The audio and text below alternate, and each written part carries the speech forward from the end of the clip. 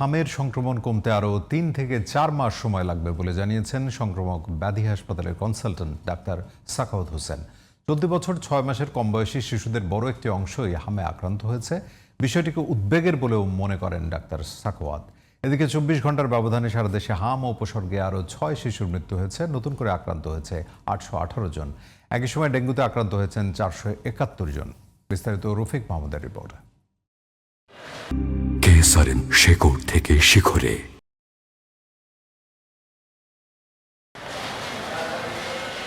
দেশে হামের ব্যাপক সংক্রমণ ও মৃত্যুর ঘটনার কয়েক মাস পার হলেও রাজধানীর মহাখালীর ডিএনসিসি হাসপাতালের চিত্র প্রায় একই রকম।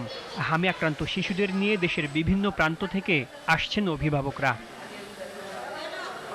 বুধবার সকাল ৯টা থেকে বৃহস্পতিবার সকাল ৯টা পর্যন্ত হাসপাতালটিতে হামে আক্রান্ত হয়ে মারা গেছে আরও ৩ জন। এই হাসপাতালে এখন পর্যন্ত ৯৮ জনের মৃত্যু হয়েছে। তীব্র জ্বর, শ্বাসকষ্ট, ডায়রিয়া সহ বিভিন্ন জটিলতায় ভোগা এসব শিশুদের নিয়ে উদ্বেগ উৎকণ্ঠায় সময় পার করছেন অভিভাবকরা। বাচ্চার ৩ দিন ধরে জ্বর, ঠান্ডা, অনেক কাশি। হামটা একটু টান দিচ্ছে, ওই নিউমোনিয়া যেটা এটা কমে নাই। শুরু থেকে পাতলা পায়খানা, পরে জ্বর, বমি। আক্রান্ত শিশুদের বড় একটি অংশের বয়স ৬ মাসের নিচে। এবছর কেন এত অল্প বয়সী শিশুও হামে আক্রান্ত হলো তা নিয়ে বিস্তর গবেষণা প্রয়োজন বলে মনে করছেন সংক্রামক ব্যাধি হাসপাতালের বিশেষজ্ঞ চিকিৎসক ডাক্তার সাখাওয়াত হোসেন। যাদের হাম হয় নাই এরকম বাচ্চা যারা হামরিং সংস্পর্শে তাদের সবারই হাম হয়ে গেছে, এরকমও বাস্তব কথা।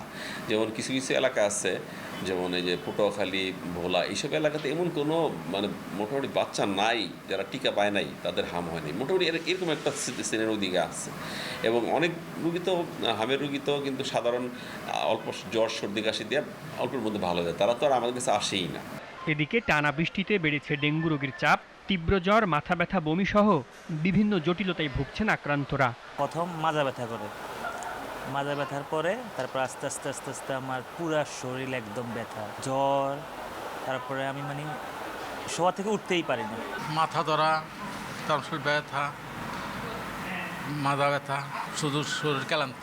সেপ্টেম্বর মাসকে ডেঙ্গু সংক্রমণের সবচেয়ে উর্বর সময় বলা হয়। তাই হাম ও ডেঙ্গুর বিস্তার রোধে সবাইকে সচেতন থাকার পরামর্শ স্বাস্থ্য বিশেষজ্ঞদের।